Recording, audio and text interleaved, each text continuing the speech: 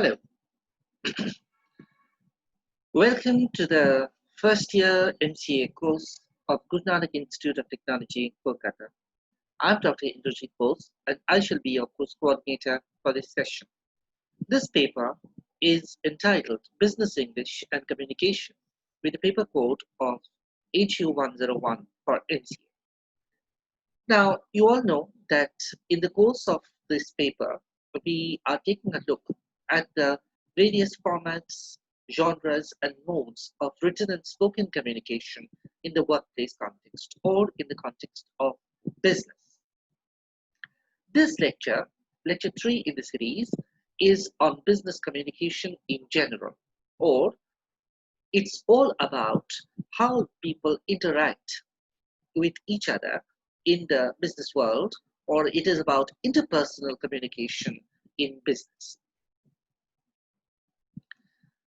In the course of our lecture, we shall be taking a look at the concept of business communication, or what business communication per se is.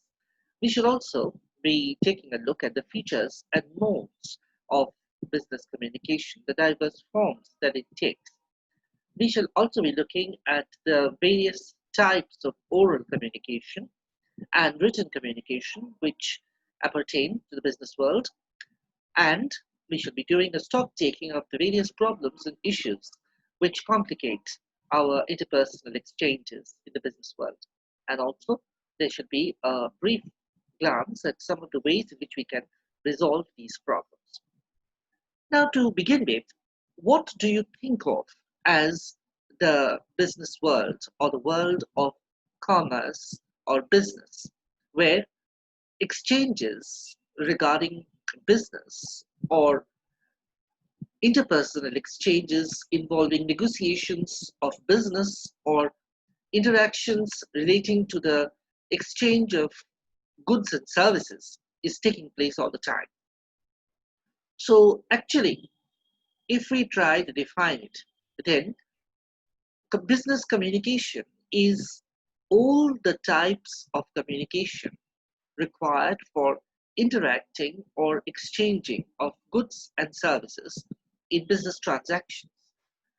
Of course, we would tend to emphasize that these transactions or exchanges are not taking place just at the local level or even at the national level, but in the 21st century particularly, they are taking place in a globalized world context.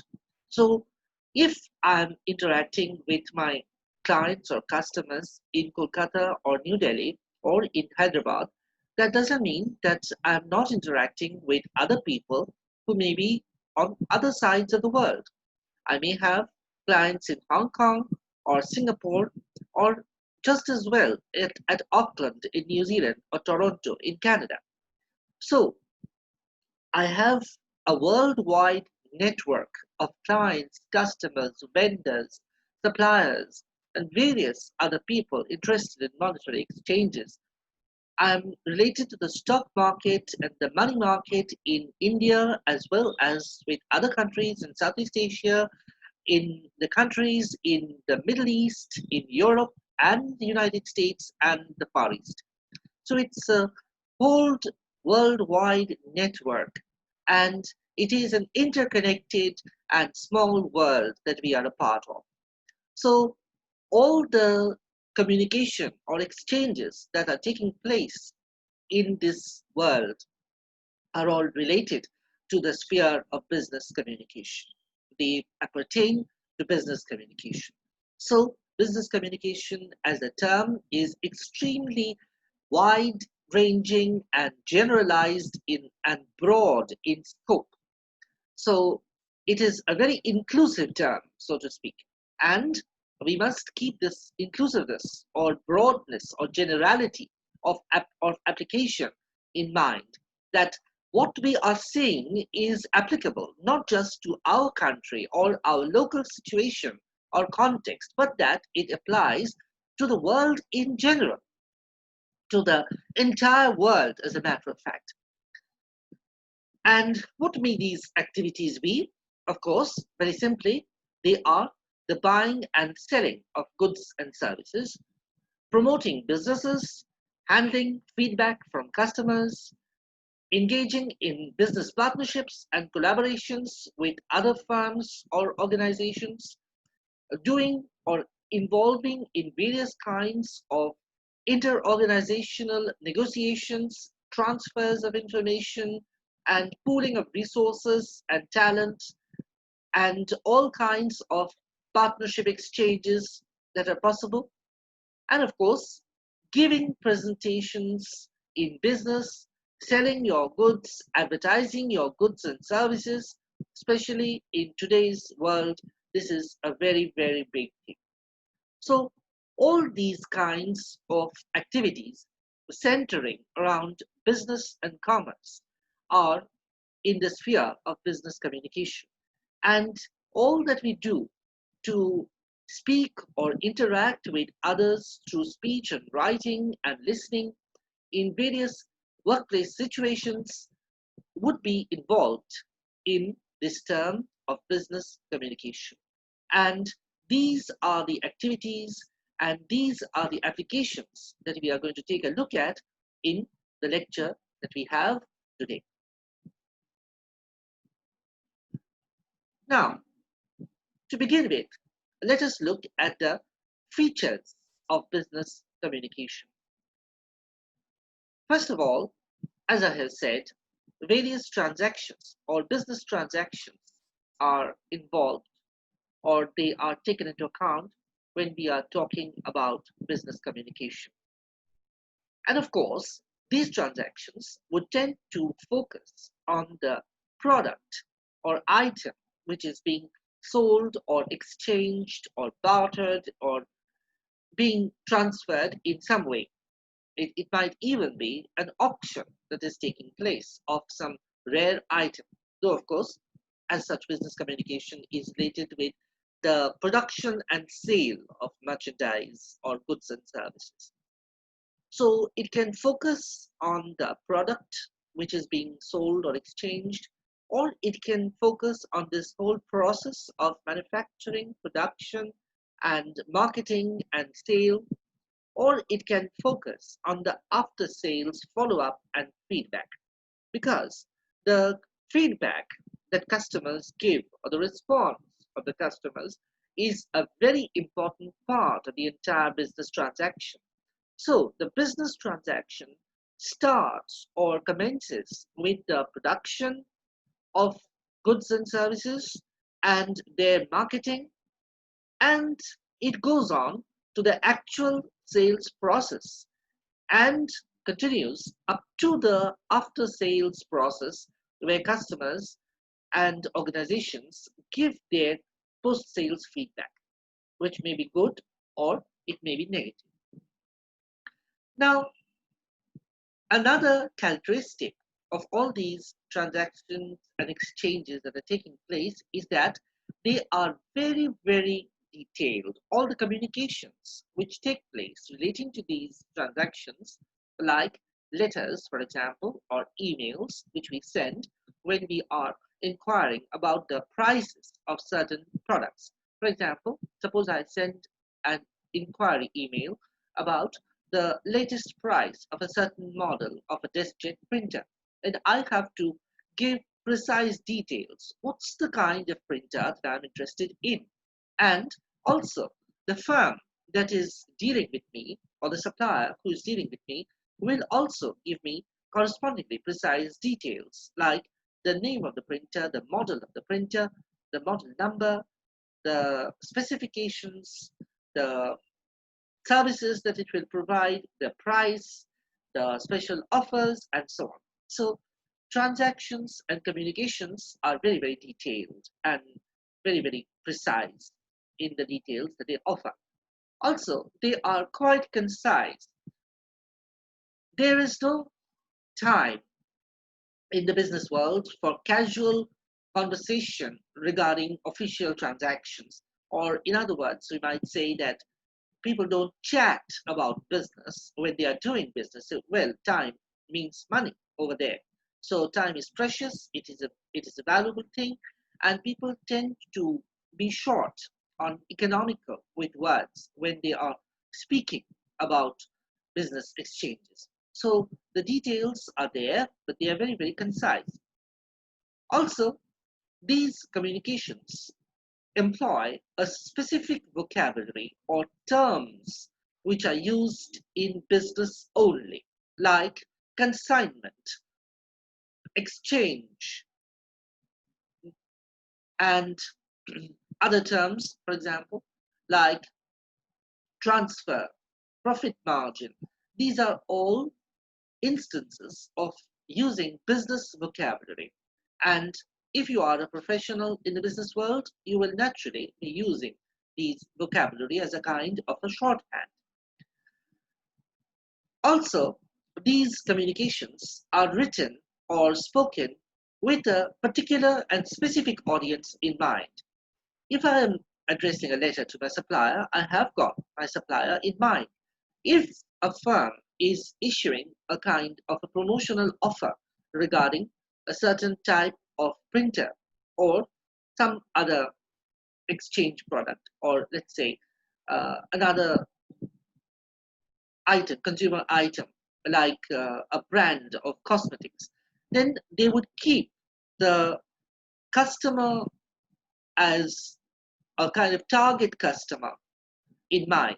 So, age group, the purchasing power, and the background, various other details about a cross section of customers who will be opting for this product. So, they have that specific audience in view.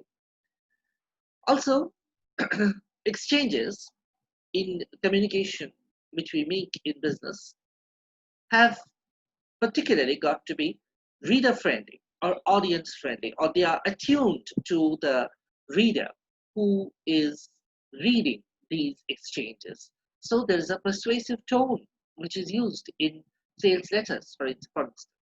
You have to persuade your buyer, who is a potential buyer at that point of time. You have to convert that person to buy your printer. Buy, buy, buy. What are you waiting for? So direct addresses to the customer.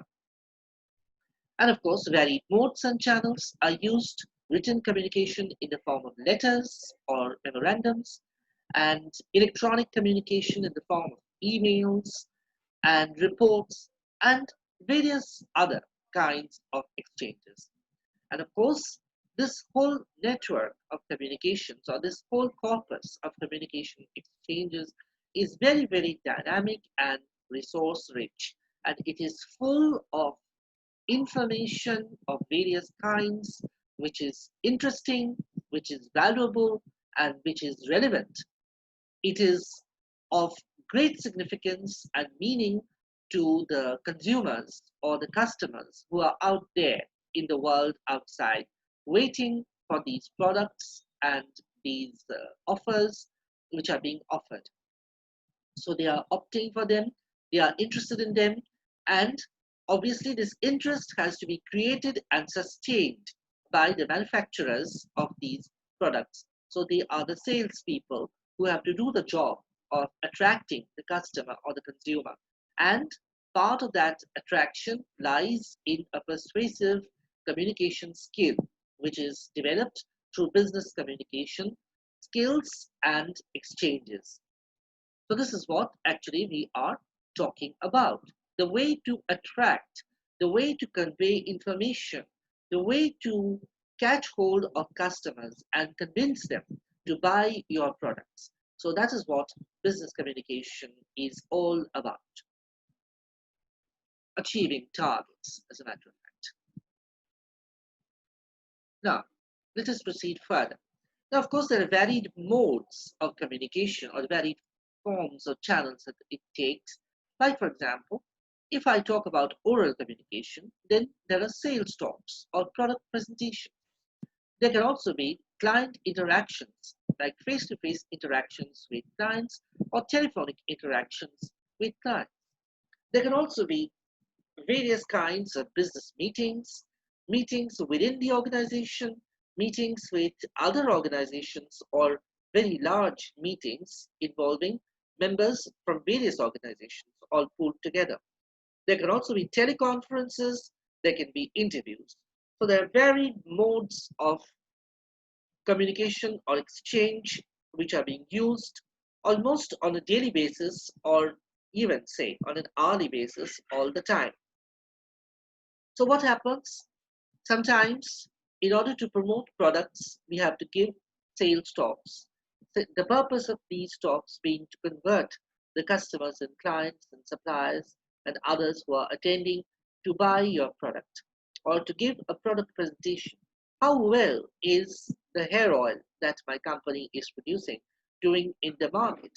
Is it selling well only to a particular segment of the consumers in the city areas, but not so in the rural areas? If so, why? So your market research will indicate to you the trends, and you have to present on that in order to highlight the fact that your product is doing well in certain segments, but it's not doing well in the other market segments. So of course, you need to troubleshoot by taking various steps. Interactions with clients are all important because, of course, in the business world, the customer is king. So there are lots of face-to-face interactions. For example, when you go to an automobile showroom in order to choose a particular kind of car, then you have a direct or face-to-face interaction with a salesman, a car salesman, who is showing or exhibiting these car models. But of course, all the time, it's not possible to have a face-to-face direct interaction. So very often, the way that the customers interact with the company or with the company officials and executives is through telephone talks. So after you sell your product, there may be a flurry of phone calls from different customers complaining about the latest brand of vacuum cleaner that you have launched in the market. So they are all finding various kinds of problems or issues with the vacuum cleaner. So you have to deal with these problems and issues.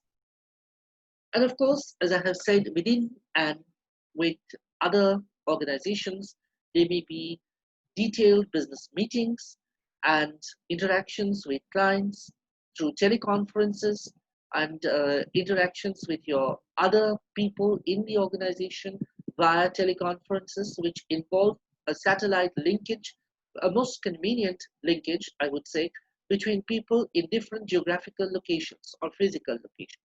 So you might have a teleconference with the people, with the salespeople in your Delhi office, Noida office, and Mumbai office all together in one afternoon on Saturday through a teleconference.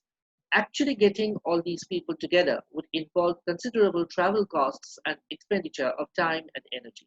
So that is a tremendous saving, in fact, for the company. And it's a great time saver as well. Of course, interviews in terms of recruiting a new and dynamic resource pool into the organization are taking place all the time, and you may be involved in various kinds of interviews in order to select a new brand which you are favoring, or a contract with a new supplier whom your company is entering into business with. So there can be interviews of all kinds which have to be scheduled and which involve a one-to-one direct personal interaction with the other person. So you have to deal with people in all these modes, and switch via these different modes all the time. So you really, as a competent professional, have to be conversant with the use of language in all these modes as much as possible. So you have to be pretty fluent, pretty dynamic, and pretty versatile. That is a basic fact of business communication. Now let us take these up one by one and see what is involved over there. For example, to start with, the sales talks. These are a most important and engaging part of our advertising of the product, so to speak. So you might say that the sales strategy, of course, begins with the sales talk, or it is a crucial and important point with which the sales strategy begins. It's the focal point, of course, of the customer's expectations and the point at which the company chooses to disseminate the greatest amount of information that it is releasing to the public about that particular product or service. So basically, A sales talk is, as the name suggests, it is a promotional strategy, it's an advertising strategy, it's a marketing strategy. It's all about product promotion or about promoting your new product or service or existing product or service. When you are doing that, obviously, you will be giving salient features of the product. It is customary usually to give a small presentation, so you might choose to exhibit pictures or photographs or videos showing your product.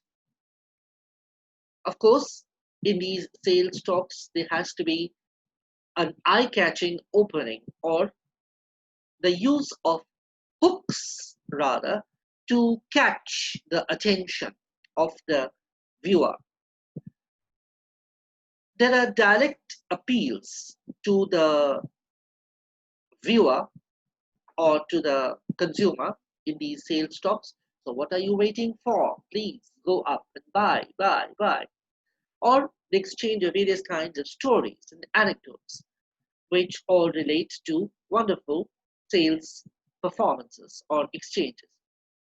Of course, you not only talk about the product and give details relating to the product, but also you talk about prices and contact details of the company so that the customers know, so that the clients know how much they have to pay and whom they have to contact or how they can purchase the product. Now, there might also be certain queries of theirs relating to the modes of payment, discounts being offered, special offers, and so on. But of course, it will be your responsibility to clear up all these doubts and queries in the Q&A session after the sales talk. Also, you will explain about various terms and conditions relating to the buying of the product or service which your company has stipulated, and you talk about various discounts and special offers which are being given. Finally, of course, there would be the tele helpline or the toll-free number of the organization or your personal number, which you will put up on the screen in order for the audience to be able to contact you directly. Also, maybe your email, your WhatsApp, and other contact details. So the more contact details you give, the easier it is for your customers to get in touch with you. So the sales talk is the focus of advertising. It is the first, we might say, the first stage in the advertisement process. It goes hand in hand with the physical advertisements, which might be disseminated in the form of advertisements in the print media, or it might be in the form of advertisements in the public media like radio and television.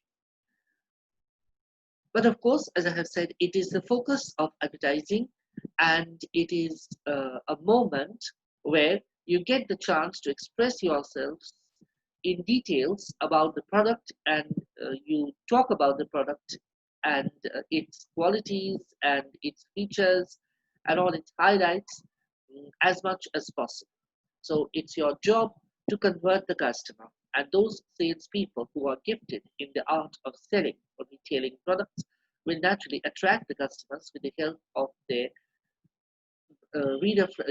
their friendly conversation and their interesting exchanges, anecdotes which they offer, and the charm of their personal manner, so to speak. So sales talks are extremely, you might say, interesting and attractive if they are made so by the salespersons who are delivering them. So giving sales talks is a gift, we might say, and experienced salespeople or gifted salespeople often have this gift. And we see this in action when they give these talks, which hold people virtually spellbound for some time to come. And obviously, they produce marvelous results in terms of actual sales or the net figures which these products notch up in the actual market. So that's the first thing that we start off with, the sales talks. To go on, there are, of course, business presentations, which are in the nature of an interactive exchange or an extended interactive session or live exchange before an audience. Sorry. So they might involve different kinds of product promotion or promoting a new service, like, for example, a cloud kitchen, or the launch of a new service or network, like a new biryani restaurant which has recently opened in Salt Lake, O Biryani as it is called. So a session to introduce that new outlet to the target customer. Or a product diversification. Let's say a company which was involved in the production of oil is now involved in some other kind of a business which is related to that. Also, it's not just promotion, it's also reviews of the sales of products are also given in business presentations. So actually speaking, business presentations are informative and they are full of data which is gathered regarding sales, customer surveys, and various other aspects of sales and marketing. And they are full of graphs, charts, figures, and the results of various customer feedback and surveys which are taken. Also, different kinds of videos might be there about products, their advertising, and their sales.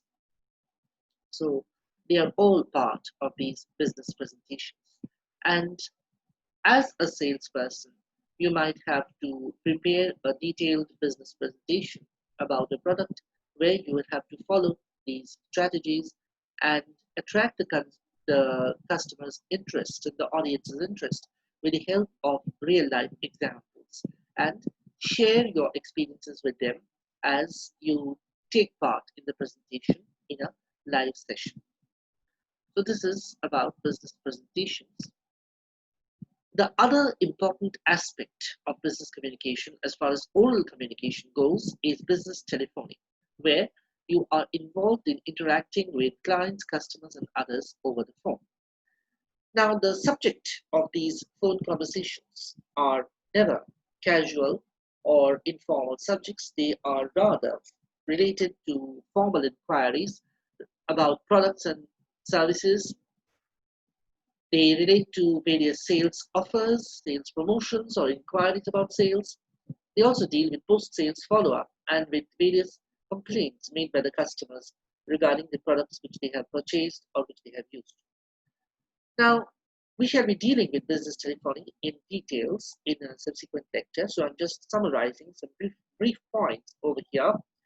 Well, to put it briefly, basically, the message details that you include in the business call should contain all the complete details related to the business transaction, or in other words, the pricing, availability, stocks, the special offers, and the term within which it will be available, or whether it is going to be out of market soon. All these various things are covered in the terms of the message of the phone call or the content part of the business telephone conversation. Of course, the clarity of the conversation is very important. So if you cannot hear properly, obviously you have to reconnect with your audience. And you have to follow the norms of phone etiquette when you are engaged in business transactions over the phone. Now, the etiquette related to phone calls is obviously involved over here. So there are certain basic things to keep in mind, like do not let your customers wait for too long when they make a phone call. The phone should not keep ringing away, but you should be attending the phone in its second ring. Also, if you answer the phone, you should introduce yourself and state your purpose very clearly. The openings and closings of all these phone calls are very important. And you must ring back or leave messages if you do not get the person with whom you wish to speak. If messages are given to you, then you should take them down. In fact, it is better to take them down in writing or to create a note on a notepad. Also, In terms of conversational tone, should speak clearly and not shout when you are engaged in conversation with another person in another organization. Your voice should be loud and clear, but by loud, I don't mean that you need to speak in a stentorian voice, but you need to speak in a voice which would be clear in terms of audibility. Also, the voice should not be too low or soft because that is difficult to carry across to your customers, clients, or other people. So these are certain points regarding the phone etiquette which have to be kept in mind. So we have dealt so far with interactions in business involving client interactions or customer interactions over the phone, involvement in business presentations, and sales talks. Now we are going to come to another important aspect of or variety of business communication, which is in business meetings. Of course, meetings or discussions regarding various projects or various deals which you are involved in are taking place all the time, and there are different bipartite or tripartite talks or multi-party talks involving various business strategies and decision making. So you, as a part of the organization, will be involved in all these, and there might be various decisions to be taken in these meetings. So there can be new ventures to inaugurate or open, or new partnerships in business which will revitalize the existing ties between various people or organizations, or there can be different kinds of marketing strategies or new marketing strategies which you are discussing in the meeting. So there can be various reasons why the meetings are convened. Basically, decisions related to work or the workplace. There can also be various kinds of points which you will discuss in the meeting, as such meetings are for discussing of problems and issues and finding solutions to them in as best a manner as possible. So if you have problems or if you're facing problems, don't fight shy of them or don't try to not to focus on them when you are doing a meeting. It's very important that you should bring the problems into the open so that everybody can get involved in a brainstorming session, or everybody can get involved in idea sharing on the problem so that you are one step closer to a solution. So you discuss various problems and do a stock taking of emerging situations when you are involved in business meetings. So they are very, very important in terms of strategies, business strategies, which we formulate. And meetings are important places for negotiations and for business partnerships and ties which get cemented over there.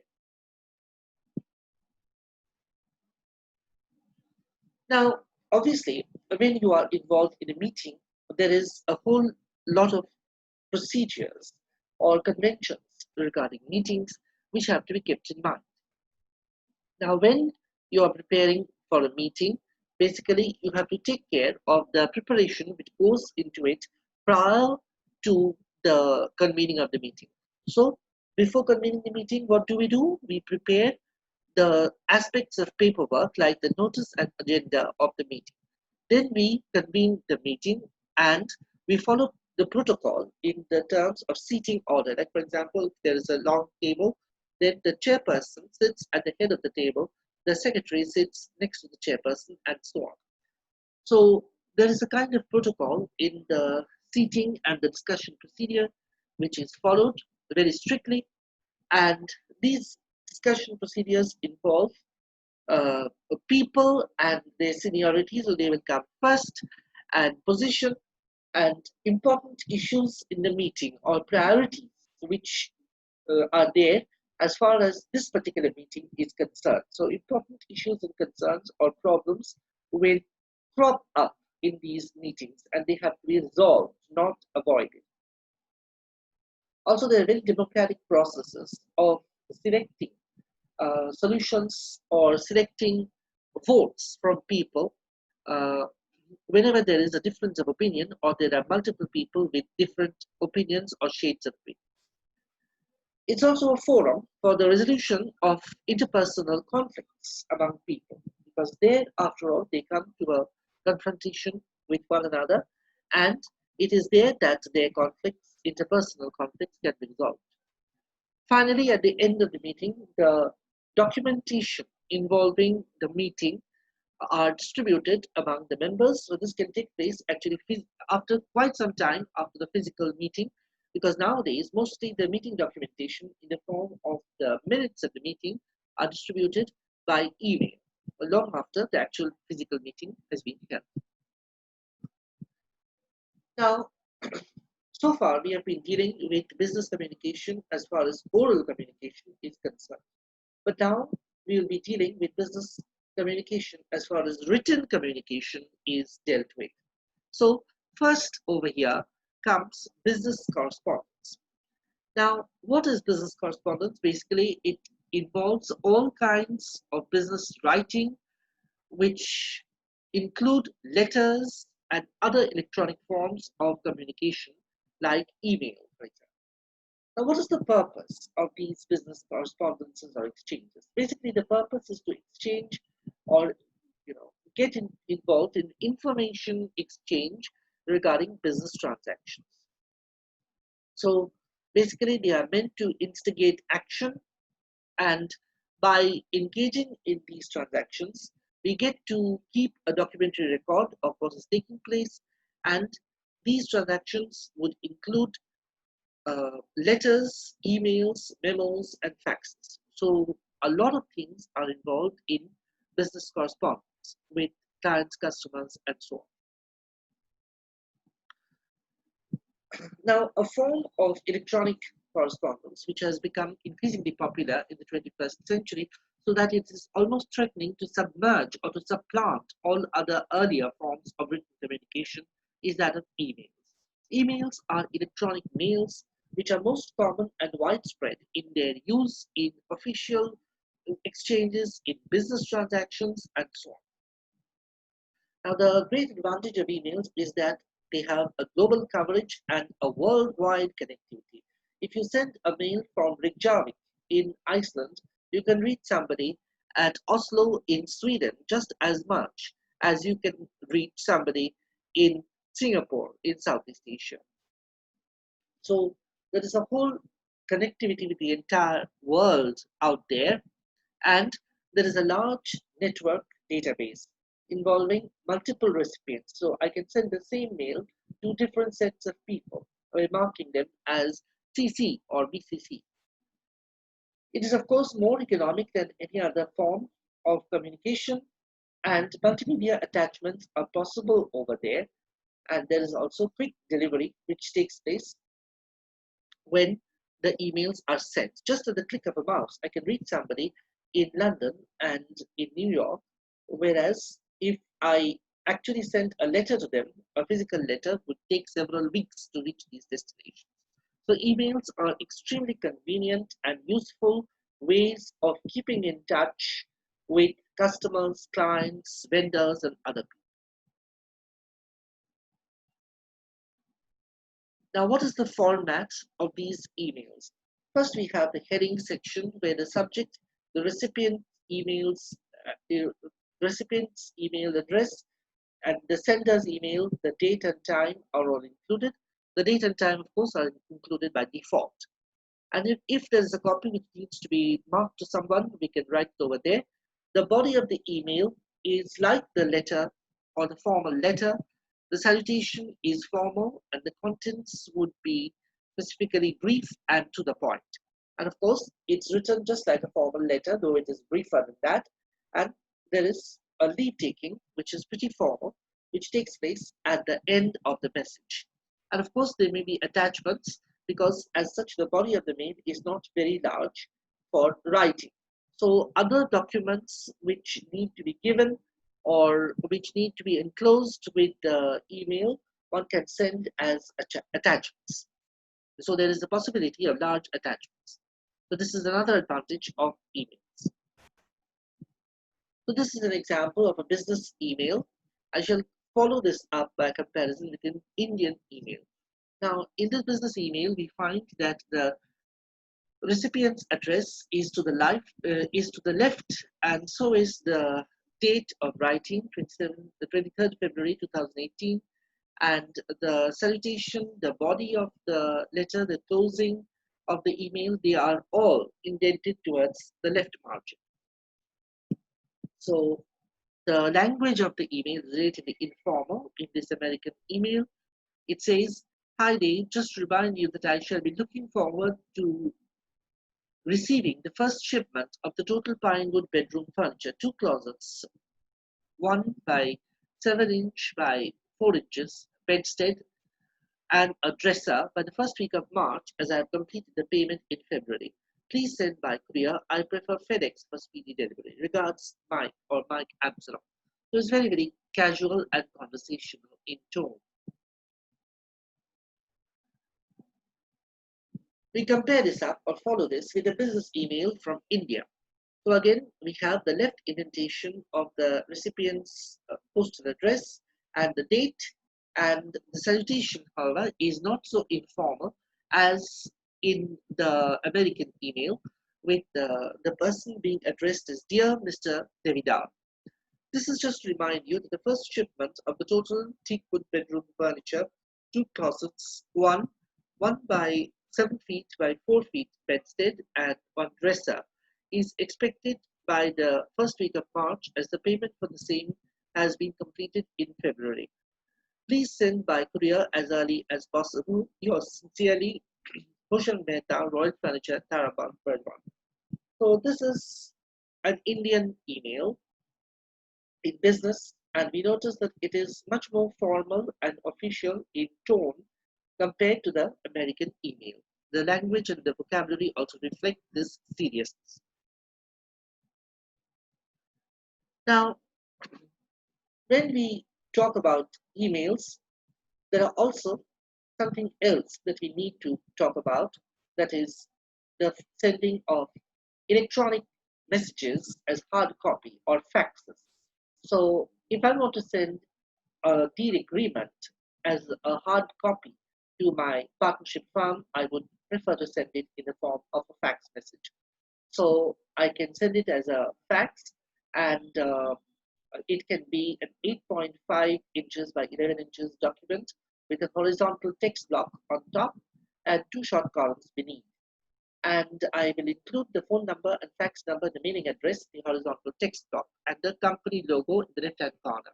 So fax messages are usually, they contain the company's name, fax number and phone number, and of course the subject is written, and the number of pages that are being sent are included together with the date. And if there is any other recipient, or if there are multiple recipients, their names and company names are written.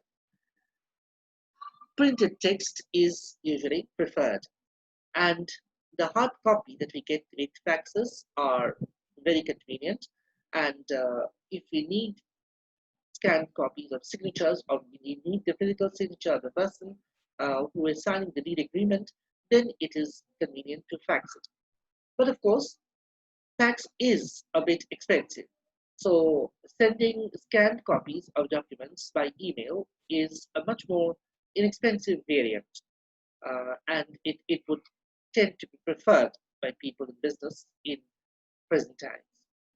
So we have looked at various forms of communication in the business world, both spoken and written, including product and business presentations, sales talks, business letters, emails, faxes, and various others.